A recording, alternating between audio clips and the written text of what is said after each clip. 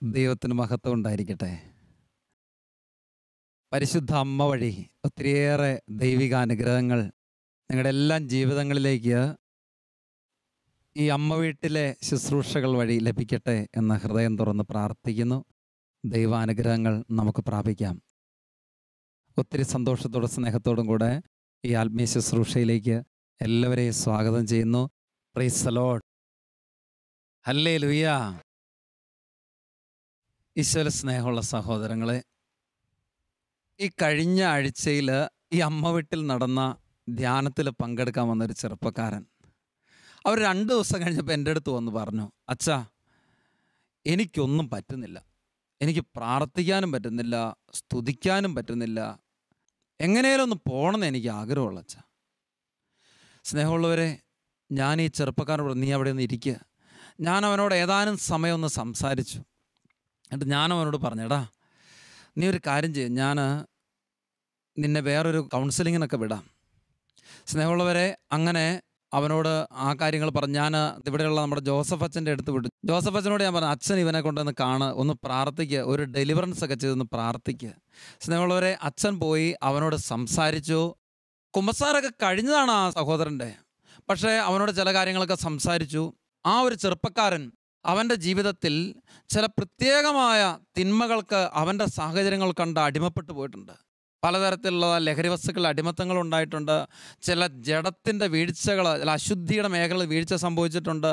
അതുമാത്രമല്ല, ചില പൈശാചിക ആരാധനകൾക്കും മറ്റു കാര്യങ്ങൾക്കൊക്കെ പോയിട്ടുള്ളൊരു പയ്യൻ. അവൻ്റെ മുഖം കാണുമ്പോൾ തന്നെ അറിയാം. ഉൽപ്പത്തി പുസ്തകത്തിലെ 4-ാം അധ്യായത്തിൽ ദൈവം കായനോട് പറയുന്ന പോലെ, നിൻ്റെ മുഖം കറുത്തിരിക്കുന്നു എന്ന് പറയുന്ന കണക്കിന് ഒരു കറുത്ത കരിവാളിച്ച മുഖമായിട്ട് ഒരു ചെറുപ്പക്കാരൻ. പക്ഷെ അവൻ്റെ മുഖത്തിൻ്റെ യഥാർത്ഥ കറുപ്പല്ല, മറിച്ച് അതൊരു തിന്മയുടെ കറുപ്പാണ്. സ്നേഹമുള്ളവരെ, ഈ സമയത്ത് അച്ഛൻ സ്നേഹത്തോടെ അവനോട് സംസാരിച്ചു, അവൻ്റെ കാര്യങ്ങളെക്കുറിച്ചൊക്കെ പറഞ്ഞു. അതിനുശേഷം അവനെ ഒരു കൗൺസിലിംഗൊക്കെ വിധേയമാക്കി ഒന്നുകൂടെ അവനെ കുമ്പസാരം എന്ന കൂദാശയ്ക്ക് പറഞ്ഞയച്ചു. സ്നേഹമുള്ളവരെ, അതിനുശേഷം ഇവിടെ അടുത്ത കാലത്ത് ആരംഭിച്ചിട്ടുള്ള ഒരു വിടുതൽ ശുശ്രൂഷ, ഒരു ഡെലിവറൻസ് പ്രെയർ. ഈ ഡെലിവറൻസ് പ്രെയറിന് ഞങ്ങൾ 2 അച്ഛന്മാർ ശുശ്രൂഷകർ നിൽക്കുമ്പോൾ ഈ പയ്യൻ വന്നു, അവൻ പ്രാർത്ഥിച്ച് കടന്നുപോയി. അത് കഴിഞ്ഞപ്പോൾ ഞാൻ അച്ഛനോട് പറഞ്ഞു, നമ്മുടെ മറ്റേ പയ്യനെ കൊണ്ടുവന്നില്ലല്ലോ, അവൻ എന്തി? അച്ഛൻ പറഞ്ഞു, അച്ഛാ, അതല്ലേ മുമ്പേ അവനല്ലേ വന്നത്. ഞാൻ പറഞ്ഞു, ഏത്? ഇപ്പം വന്നു പോയവനോ? അവൻ നല്ല വെളുത്ത പയ്യനല്ലേ. അപ്പം അച്ഛൻ പറഞ്ഞു, അച്ഛാ, അത് അവൻ തന്നെയാ, അവൻ വെളുത്തു. Hallelujah, hallelujah. സ്നേഹമുള്ളവരെ, സത്യത്തിൽ ഞാൻ ഓർക്കുകയാണ്, അതിനുശേഷം ഈ ധ്യാനത്തിൻ്റെ അവസാനത്തെ സമാപന ആരാധനയിൽ ഈ മുൻഭാഗത്ത് 1-ാം നിരയിൽ 2-ാം നിരയിലൊക്കെ ആയിട്ട് നിന്ന ആ ചെറുപ്പക്കാരൻ ആ പാട്ടിൻ്റെ സമയത്തൊക്കെ, ആ ദിവ്യകാരുണ്യം എഴുന്നള്ളിച്ച് വെച്ച ആരാധനയുടെ സമയത്ത് എല്ലാം മറന്ന് കരങ്ങളടിച്ച് കരങ്ങൾ ഉയർത്തി ദൈവത്തെ ഹൃദയം തുറന്ന് സന്തോഷിച്ച് ആഹ്ലാദിച്ച് ദൈവത്തെ മഹത്വപ്പെടുത്തുന്നത് ഞാൻ കണ്ടു. സ്നേഹമുള്ളവരെ, ഇത് കണ്ടപ്പോൾ എന്താണ് ഇതിന് കാരണമെന്ന് ചിന്തിച്ചപ്പോൾ ഈ പയ്യൻ്റെ മുഖത്തെ കണ്ടിട്ടും എനിക്ക് തിരിച്ചറിയാൻ സാധിക്കാത്ത എന്താണെന്ന് ഈ ദിനങ്ങളിൽ നിന്ന് ചിന്തിച്ചപ്പോൾ ഞാൻ ഓർക്കുകയാണ്, സത്യത്തിൽ ഒരു മനുഷ്യൻ്റെ ജീവിതത്തിലുള്ള വിശുദ്ധിയില്ലായ്മ, ചൈതന്യമില്ലായ്മ അവൻ്റെ മുഖത്തെ ഇരുളിമയിലാണ്. അവൻ്റെ ജീവിതത്തിൽ ഒരു സന്തോഷമില്ല. സ്നേഹമുള്ളവർ, ഇത് എന്നിൽ കൂടുതൽ ആഴപ്പെടാനായിട്ട് കാരണമായിട്ട് തീരുന്നത് ഈ നാളുകളിൽ പരിശുദ്ധ പിതാവ് സഭയ്ക്ക് നൽകിയ ഏറ്റവും മനോഹരമായ ഒരു പ്രബോധനമാണ്. അതാണ് ആനന്ദിച്ച് ആഹ്ലാദിക്കുവിൻ. ഈ ഒരു പുസ്തകത്തിലൂടെ ഒന്ന് കടന്നുപോയപ്പോൾ ഏറെ ഹൃദ്യമായിട്ട് എനിക്ക് തോന്നി. ഈ പുസ്തകം ഓർമ്മിപ്പിച്ചു വെക്കുന്നത് മറ്റൊന്നിനെക്കുറിച്ചല്ല, ഈ കാലഘട്ടങ്ങളിൽ വിശുദ്ധിയിൽ ജീവിച്ച് എങ്ങനെ ആനന്ദിച്ച് ആഹ്ലാദിക്കാം. സ്നേഹമുള്ളവരെ, നമുക്കറിയാം, ഇത് യുവജന വർഷമാണ്. ഈ യുവജന വർഷത്തിൽ പ്രത്യേകമായിട്ട് ഈ യുവജനങ്ങൾക്ക് ഒരു തീക്ഷ്ണതയും ശക്തിയും ലഭിക്കാനായിട്ട് കൊടുത്തിട്ടുള്ള ഒരു വചനം എന്ന് പറയുന്നത്, ഇവൻ എൻ്റെ പ്രിയപുത്രൻ, ഇവനിൽ ഞാൻ പ്രസാദിച്ചിരിക്കുന്നു എന്ന് പറഞ്ഞ് ഈശോയുടെ ജ്ഞാനസ്നാനവേളയിൽ സ്വർഗത്തിൽ നിന്ന് ശ്രവിച്ചൊരു വചനമാണ്.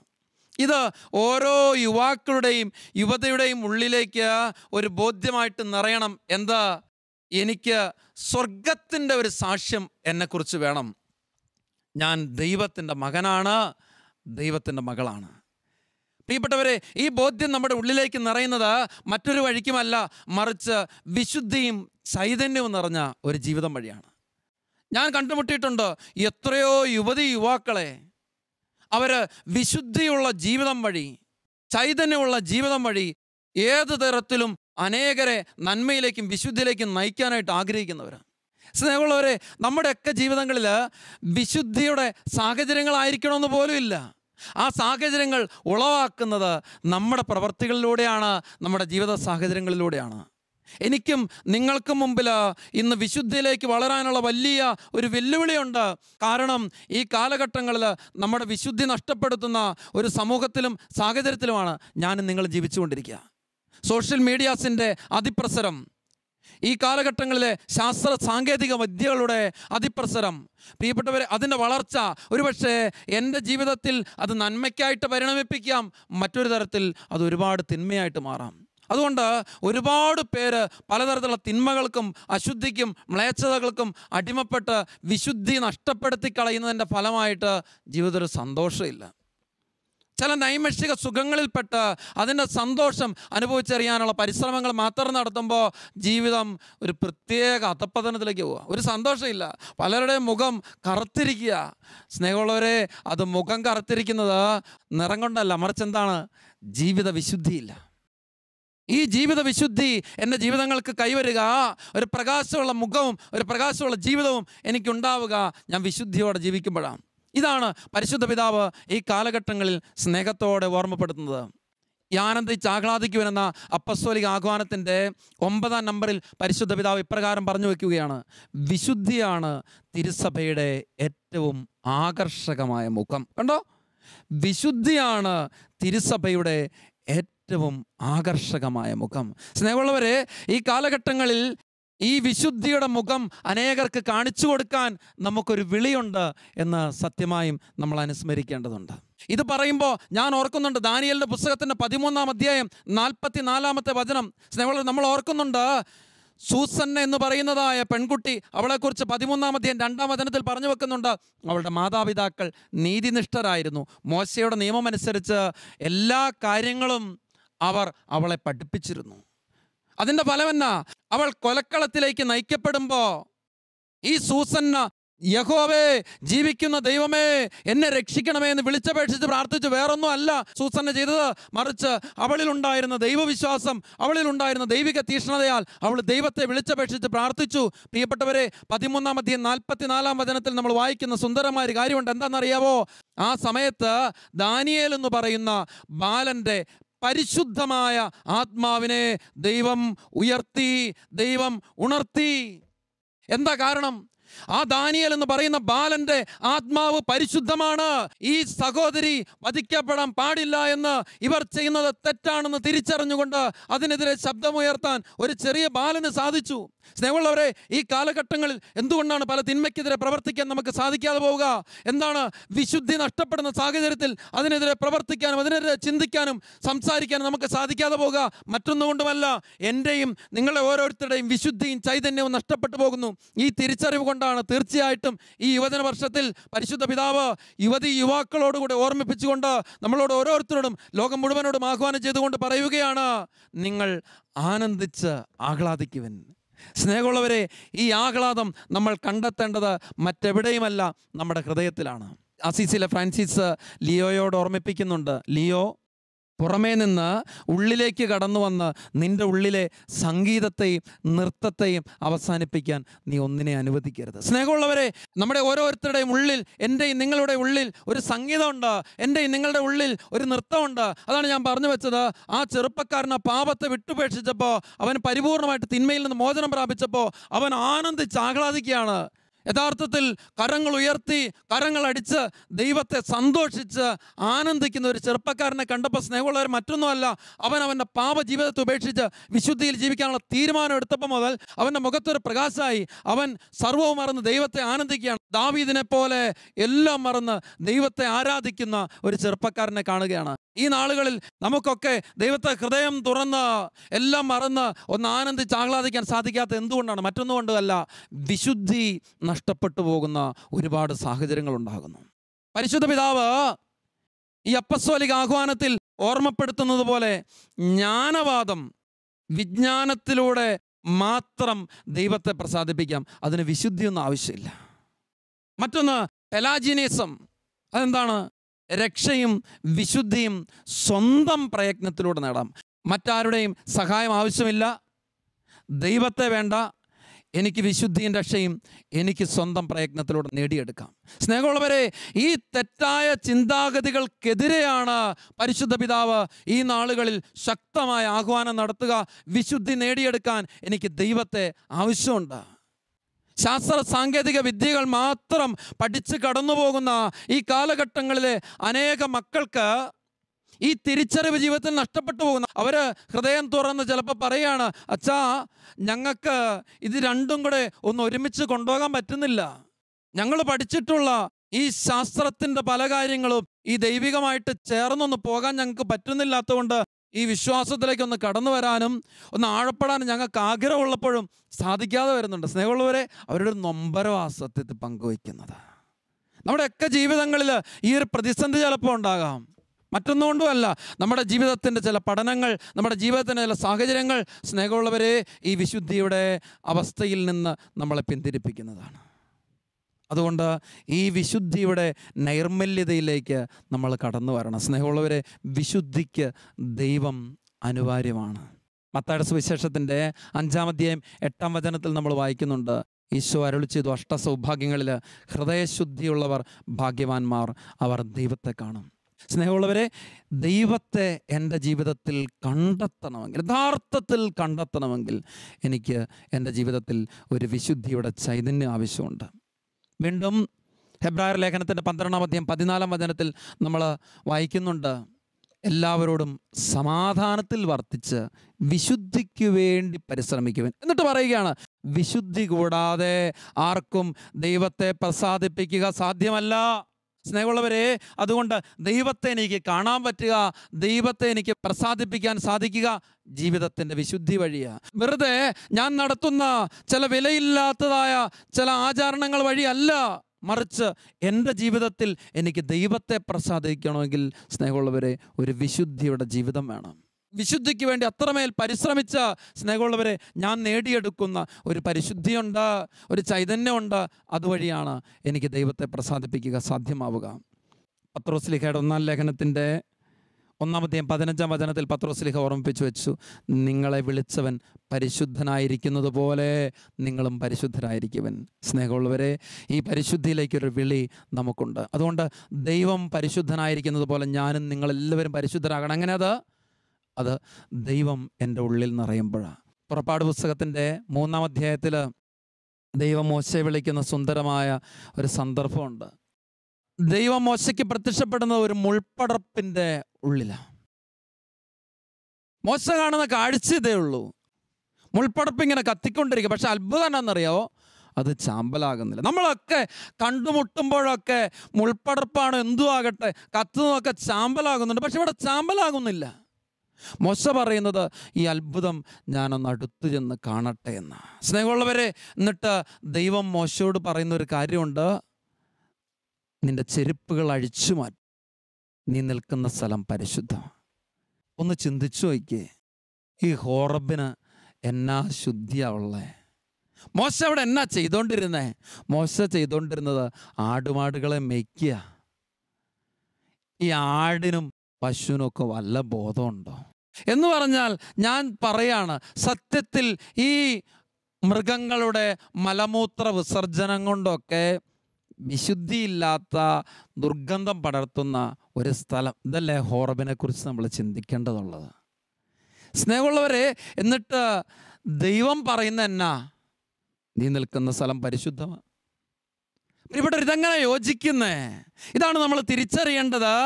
എൻ്റെ ജീവിതത്തിൽ ഏത് തരത്തിലുള്ള മ്ലേച്ഛതയുടെ അനുഭവത്തിൽ കിടക്കുന്ന ഒരു വ്യക്തിയായിരിക്കാം ഞാൻ, പല പാപങ്ങൾക്ക് അടിമപ്പെട്ട ഒരു വ്യക്തിയായിരിക്കാം ഞാൻ, പലതരത്തിലുള്ള ദുർഗന്ധം എന്നിലുണ്ടായിരിക്കാം. പക്ഷേ സ്നേഹമുള്ളവരെ, ജീവിക്കുന്ന യേശുക്രിസ്തുവിന് ഒരു സ്ഥാനം കൊടുക്കാൻ മാത്രം ഒരു തുറവി എനിക്കുണ്ടായാൽ, ഞാൻ എത്രയേറെ മ്ലേച്ഛതയോ തിന്മയോ അശുദ്ധിയോ നിറഞ്ഞ ഒരു വ്യക്തിയായാലും സ്നേഹമുള്ളവരെ, ആ ദൈവത്തിൻ്റെ സാന്നിധ്യം എന്നിൽ നിറഞ്ഞാൽ ഞാൻ പരിശുദ്ധനായി, ഞാൻ പരിശുദ്ധയായി. സ്നേഹമുള്ളവരെ, ഈ പരിശുദ്ധിയാണ് നമ്മൾ നേടിയെടുക്കുന്നത്. ഈ ദൈവ സാന്നിധ്യം എൻ്റെയും നിങ്ങളുടെയും ഉള്ളിലേക്ക് നിറയണം. കത്തോലിക്ക സഭയുടെ യുവജന മതബോധന ഗ്രന്ഥം അതിൻ്റെ 342 നമ്മൾ ഇപ്രകാരമാണ് കണ്ടെത്തുന്നത്. അത് മദർ തെരേസയുടെ ഒരു വാക്കുകളാണ്. നമ്മുടെ ജീവിത ലക്ഷ്യം ദൈവത്തോട് ഒന്നായിരിക്കുക എന്നുള്ളതും ദൈവത്തോട് ഐക്യപ്പെട്ടിരിക്കുക എന്നതും അവിടുത്തെ ആഗ്രഹങ്ങളോട് പൂർണ്ണമായി ചേർന്നിരിക്കുക എന്നുള്ളതുമാണ്. ദൈവത്തിന് തൻ്റെ ജീവിതം നമ്മിൽ നയിക്കാൻ നാം അനുവദിക്കുക എന്നുള്ളതാണ് നാം വിശുദ്ധരായിരിക്കുന്നതിന് അർത്ഥം. വെളിപാട് പുസ്തകത്തിൽ വചനത്തിൽ നമ്മൾ കണ്ടെത്തുന്നത് പോലെ, ഇതാ ഞാൻ നിൻ്റെ വാതിൽക്കൽ മുട്ടുന്നു, ഇതാ ഞാൻ വാതിൽക്കൽ മുട്ടുന്നു, ആരെങ്കിലും എൻ്റെ സ്വരം കേട്ട് വാതിൽ തുറന്നു തന്നാൽ ഞാൻ അകത്തു വരികയും അവനോടുകൂടെ വസിക്കുകയും ചെയ്യും. സ്നേഹമുള്ളവരെ, ഈ വചനം കേട്ടുകൊണ്ടിരിക്കുന്ന നിങ്ങൾ ഓരോരുത്തരോടും സ്നേഹത്തോടെ ആഹ്വാനം ചെയ്യുകയാണ്. നമുക്ക് ഓരോരുത്തർക്കും നമ്മുടെ ഹൃദയം ഒന്ന് തുറക്കാം, അവിടെ നിന്ന് കടന്നു വരാൻ വേണ്ടിയിട്ട്. റോമാലേഖനത്തിൻ്റെ 8-ാം അധ്യായം 10-ാം വചനത്തിൽ കർത്താവ് ഓർമ്മിപ്പിച്ചു വെക്കുന്ന ഒരു കാര്യമുണ്ട്. നിങ്ങളുടെ ശരീരം അശുദ്ധി മൂലം മൃതമാണ് എങ്കിലും യേശുക്രിസ്തു നിങ്ങളിൽ വസിക്കുന്നതിനാൽ നീതി നിമിത്തം നിങ്ങൾ വിശുദ്ധീകരിക്കപ്പെടും. സ്നേഹമുള്ളവരെ, എൻ്റെയും നിങ്ങളുടെയും ജീവിതം യേശുക്രിസ്തു വസിക്കുന്ന ഒന്നാണെങ്കിൽ അത് വിശുദ്ധീകരിക്കപ്പെട്ടിട്ടുള്ള ഒന്നായിട്ട് മാറും. നമുക്ക് വിശുദ്ധിയുടെ ചൈതന്യം പേറുന്നവരായിട്ട് മാറാം. ലോകത്തിൽ അനേകർക്ക് എൻ്റെ ജീവിതത്തിൻ്റെ വിശുദ്ധി പകർന്നു കൊടുക്കുന്നവരായിട്ട് മാറാം. അവിടെ എനിക്ക് നിങ്ങൾക്കെല്ലാവർക്കും സന്തോഷത്തോടെ ആനന്ദിച്ച് ആഹ്ലാദിച്ച് ദൈവത്തെ മഹത്വപ്പെടുത്താൻ പറ്റും. പ്രിയപ്പെട്ടവരെ, ഇനി നമ്മൾ തീരുമാനിക്കണം, ഇനി ഞാൻ ഈ പാപത്തിന് അടിമപ്പെട്ടു പോയി അതിൻ്റെ ഒരു നൈമിഷിക സുഖം അനുഭവിച്ച്, അതിൻ്റെ ഒരു സന്തോഷം അനുഭവിച്ച്, അത് ലഹരി വസ്തുക്കൾ ആയിക്കോട്ടെ, അത് എന്തെങ്കിലും മ്ലേച്ഛത ആയിക്കോട്ടെ, എന്തെങ്കിലും അശുദ്ധി ആയിക്കോട്ടെ, എന്തെങ്കിലും തെറ്റായ കൂട്ടുകെട്ടായിക്കോട്ടെ, അസ്വസ്ഥ ആയിക്കോട്ടെ, ഞാൻ മറ്റുള്ളവരെ പേടിച്ചും ഒരു വല്ലാതെ അസ്വസ്ഥപ്പെട്ടുമൊക്കെ അസമാധാനത്തിൽ ഞാനിന്ന് ജീവിക്കുന്ന ഒരു വ്യക്തിയാണെങ്കിൽ എനിക്കിനി പാപജീവിതം വേണ്ട, എനിക്ക് തിന്മയുടെ ജീവിതം വേണ്ട. എനിക്ക് വേണ്ടത് ഒരു ആഹ്ലാദമാണ്, എനിക്ക് വേണ്ടത് അത്യന്തമായ സന്തോഷമാണ്. അതെങ്ങനെയാ? അത് എൻ്റെ ദൈവത്തോട് ചേർന്ന് ജീവിച്ച് എൻ്റെ ദൈവം എൻ്റെ ഹൃദയത്തിൽ വന്ന് നിറഞ്ഞ് അതുവഴിയുള്ള പരിശുദ്ധി വഴി സാധ്യമാവുകയാണ്. ദൈവത്തിൻ്റെ തിരുമുമ്പിൽ നമുക്ക് സ്നേഹത്തോടെ പ്രാർത്ഥിക്കാം. ആ പരിശുദ്ധ ദിവ്യകാരുണ്യത്തിന് മുമ്പിൽ ചേർന്ന് നിന്ന് നമുക്കും പ്രാർത്ഥിക്കാം. നമ്മുടെ ജീവിതത്തെ വിശുദ്ധീകരിക്കാം. ജോഷുവയുടെ ദൈവം ഓർമ്മിപ്പിക്കുന്ന വചനം നമ്മുടെ ഓർമ്മയിലുണ്ട്. നിങ്ങളെ തന്നെ വിശുദ്ധീകരിക്കുക, നാളെ ദൈവം നിങ്ങളുടെ ഇടയിൽ അത്ഭുതം പ്രവർത്തിക്കും. എൻ്റെ ജീവിതത്തെ ഞാൻ വിശുദ്ധീകരിക്കാൻ തയ്യാറാകുമ്പോൾ കർത്താവ് എൻ്റെ ജീവിതത്തിൽ, എൻ്റെ കുടുംബത്തിൽ അത്ഭുതം പ്രവർത്തിക്കും.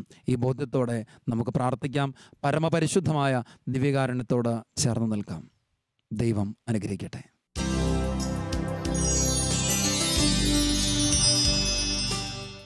ഞാൻ ലോകത്തിൻ്റെ പ്രകാശമാണ്, എന്നെ അനുഗമിക്കുന്നവൻ അന്ധകാരത്തിൽ നടക്കുകയില്ല, അവന് ജീവൻ്റെ വെളിച്ചമുണ്ടായിരിക്കും എന്നരുളി ചെയ്ത ലോകരക്ഷകനായ കർത്താവേ, അന്ധകാരപൂർണമായി ലോകത്തിലേക്ക് പ്രകാശമായി കടന്നു വന്ന സത്യദൈവമേ, അവിടുന്ന് മാത്രമാണല്ലോ ഏകദൈവം.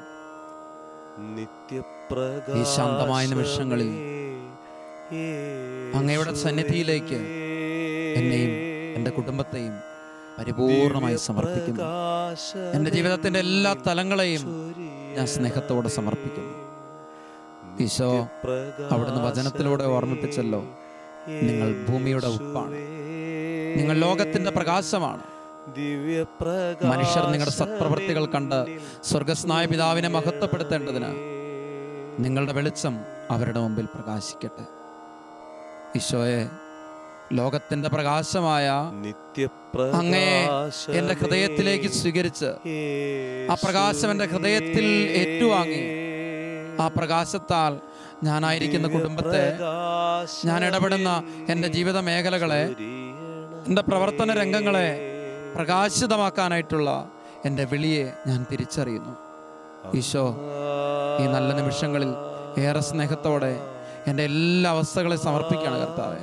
എൻ്റെ മാനസിക അവസ്ഥകളെയും എൻ്റെ ജീവിത സാഹചര്യങ്ങളെയും അവിടത്തേക്ക് സമർപ്പിക്കുക കർത്താവേ. ഏത് സാഹചര്യങ്ങളിലും പരിശുദ്ധിയുടെ പ്രകാശം പരത്താൻ വിളിക്കപ്പെട്ടതാണ് എൻ്റെ ഈ ക്രൈസ്തവ ജീവിതമെന്ന തിരിച്ചറിവോടെ അങ്ങിൽ സമ്പൂർണ്ണമായിട്ട് ശരണപ്പെട്ടുകൊണ്ട് ഇപ്പോൾ പ്രാർത്ഥിക്കുന്നു.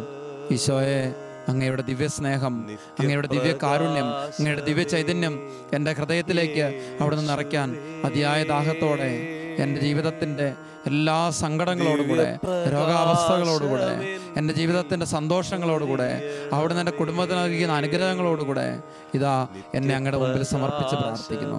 കരങ്ങൾ രണ്ടും ഒരല്പം യാചന രൂപത്തിൽ എല്ലാവരും നീട്ടിപ്പിടിച്ചുകൊണ്ട് ഈശോയെ നോക്കിക്കൊണ്ട് വിശ്വാസത്തോടെ ഇങ്ങനെ പ്രാർത്ഥിക്കുകയാണ്. ദിവ്യകാരുണ്യമായ ഈശോയെ, ജീവിക്കുന്ന സത്യദൈവമേ, അങ്ങയുടെ തിരുമുമ്പാകെ എൻ്റെ ജീവിതത്തെ, എൻ്റെ കുടുംബത്തെ ഇതാ പൂർണ്ണമായി സമർപ്പിക്കുന്നു. ഈശോയെ, എൻ്റെ ജീവിതത്തിലും എൻ്റെ കുടുംബത്തിലും എൻ്റെ ലോക പ്രലോഭനങ്ങളാൽ, എൻ്റെ പാപാവസ്ഥകളാൽ പുറകെട്ടു പോയിട്ടുണ്ട് കർത്താവേ. പ്രകാശമില്ലാതെ പോയിട്ടുണ്ട് കർത്താവേ. വെളിച്ചമില്ലാത്ത എൻ്റെ ജീവിതത്തിൽ എൻ്റെ വാക്കിലൂടെ, എൻ്റെ പ്രവൃത്തിയിലൂടെ അന്ധകാരത്തെ പടർത്തുവാൻ എനിക്ക് ഇട വന്നിട്ടുണ്ട്. എൻ്റെ ഈശോയെ, എൻ്റെ കുറവുകളെ ഓർത്ത് ഞാൻ മനസ്തപിക്കുന്നു, മാപ്പ് ചോദിക്കുന്നു. എനിക്ക് കൃപ തരണമേ, എനിക്ക് പ്രകാശം നൽകണമേ, എനിക്ക് ചൈതന്യം നൽകണമേ, എനിക്ക് ശക്തി തരണമേ. എല്ലാവരും രണ്ട് കരങ്ങൾ കർത്താവിന്റെ സന്നിധിയിലേക്ക് ഉയർത്തിപ്പിടിച്ച് ഹൃദയത്തിൽ ആഗ്രഹിച്ച് നീ കുറച്ചുകൂടെ നന്നായിട്ട് പോകണം, നീ കുറച്ചുകൂടെ നന്നായിട്ട് പ്രാർത്ഥിക്കണം, എനിക്കൊരല്പം കൂടെ ആത്മാവിൽ നിറയണം, എനിക്കൊരല്പം കൂടെ അഭിഷേകം പ്രാപിക്കണം. ആഗ്രഹിക്കുന്നവർ എല്ലാവരും കരങ്ങൾ ഉയർത്തട്ടെ. മകനെ, മകളെ, നീ എവിടെ നിന്നാലും ഈ നിമിഷങ്ങളിൽ വിശ്വസിച്ച് പ്രാർത്ഥിച്ച്, നീ ഏത് വ്യക്തിയായാലും, നീ ഏത് മതത്തിൽ വിശ്വസിക്കുന്ന വ്യക്തിയായാലും, ഏത് സാഹചര്യത്തിലുള്ള വ്യക്തിയായാലും, എത്ര തിരക്കുള്ള വ്യക്തിയായാലും, ഏത് ജോലി മേഖലയിൽ പ്രാർത്ഥിക്കുന്ന വ്യക്തിയായാലും, ഇപ്പോൾ വിശ്വസിച്ച് പ്രാർത്ഥിച്ച് കർത്താവ് നിന്റെ ജീവിതത്തിലേക്ക് ഇടപെടുകയാണ്. ഈശോ നിന്റെ ജീവിതത്തിലേക്ക് കടന്നു വരികയാണ്. ഒരു പ്രത്യേക അനുഭവം നിന്റെ ജീവിതത്തിലേക്ക് ലഭിക്കുന്ന നിമിഷങ്ങളാണ്. കർത്താവ് നിന്റെ ജീവിതത്തെ അനുഗ്രഹിക്കുന്ന നിമിഷങ്ങളാണ്. വിശ്വസിച്ച് പ്രാർത്ഥിച്ച് ഹല്ലേലൂയ, ഹല്ലേലൂയ, ഹല്ലേലൂയ, ഹല്ലേലൂയ, ഹല്ലേലൂയ, ഹല്ലേലൂയ, ഹല്ലേലൂയ, ഹല്ലേലൂയ. ഈശോ അനുഗ്രഹിക്കണ കർത്താവേ, ശക്തിപ്പെടുത്തണ കർത്താവേ. ഈ നിമിഷങ്ങളിൽ വിവിധ ഇടങ്ങളിൽ നിന്നുകൊണ്ട് അങ്ങയുടെ നാമത്തെ വിളിച്ചപേക്ഷിച്ച് വിശ്വസിച്ച് പ്രാർത്ഥിക്കുന്ന ഓരോ മക്കളിലേക്ക് അങ്ങയുടെ ശക്തി ഇപ്പോൾ പ്രവഹിക്കട്ടെ.